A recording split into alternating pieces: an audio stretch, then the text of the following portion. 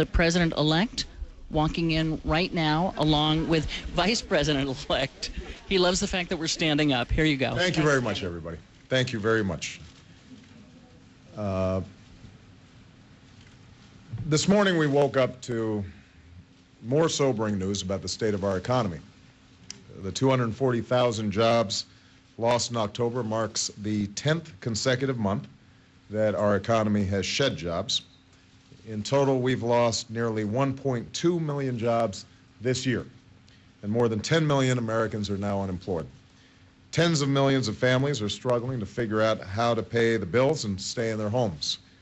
Their stories are an urgent reminder that we are facing the greatest economic challenge of our lifetime, and we're going to have to act swiftly to resolve it. Now, the United States has only one government and one president at a time. And until January 20th of next year, that government is the current administration. I've spoken to President Bush.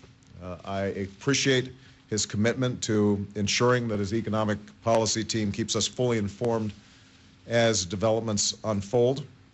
And I'm also thankful for his invitation to the White House. Immediately after I become president, I'm going to confront this economic crisis head on by taking all necessary steps to ease the credit crisis, help hardworking families, and restore growth and prosperity. This morning, I met with members of my Transition Economic Advisory Board, who are standing behind me alongside my Vice President-elect Joe Biden. They will help to guide the work of my transition team, working with Rahm Emanuel, my Chief of Staff, in developing a strong set of policies to respond to this crisis.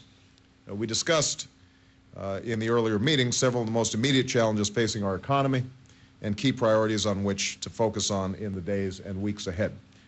First of all, we need a rescue plan for the middle class that invests in immediate efforts to create jobs and provide relief to families that are watching their paychecks shrink and their life savings disappear.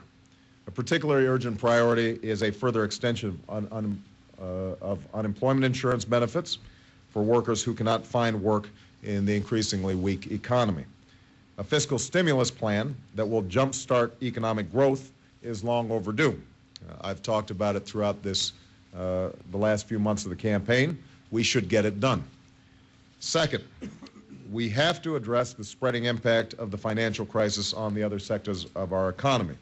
Small businesses that are struggling to meet their payrolls and finance their holiday inventories, and state and municipal governments facing devastating budget cuts and tax increases. We must also remember that the financial crisis is increasingly global and requires a global response. The news coming out of the auto industry this week reminds us of the hardship it faces, hardship that goes far beyond individual auto companies to the countless suppliers, small businesses, and communities throughout our nation who depend on a vibrant American auto industry. The auto industry is the backbone of American manufacturing and a critical part of our attempt to reduce our dependence on foreign oil. I would like to see the administration do everything it can to accelerate the retooling assistance that Congress has already enacted. In addition, I've made it a high priority for my transition team to work on additional policy options to help the auto industry adjust, weather the financial crisis, and succeed in producing fuel-efficient cars here in the United States of America. And I was glad to be joined today by Governor Jennifer Granholm, who obviously has great knowledge and great interest on this issue. I've asked my team to explore what we can do under current law and whether additional legislation will be needed for this purpose. Third, we will review the implementation of this administration's financial program to ensure that the government's efforts are achieving their central goal of stabilizing financial markets while protecting taxpayers, helping homeowners, and not unduly rewarding the management of financial firms that are receiving government assistance. It is absolutely critical that the Treasury work closely with the FDIC, HUD, and other government agencies to use the substantial authority that they already have to help families avoid foreclosure and stay in their homes.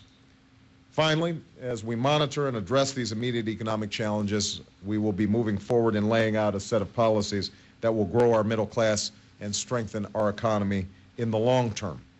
We cannot afford to wait on moving forward on the key priorities that I identified during the campaign, including clean energy, health care, education, and tax relief for middle-class families.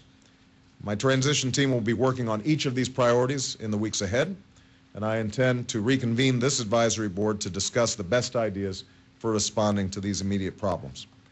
Let me close by saying this.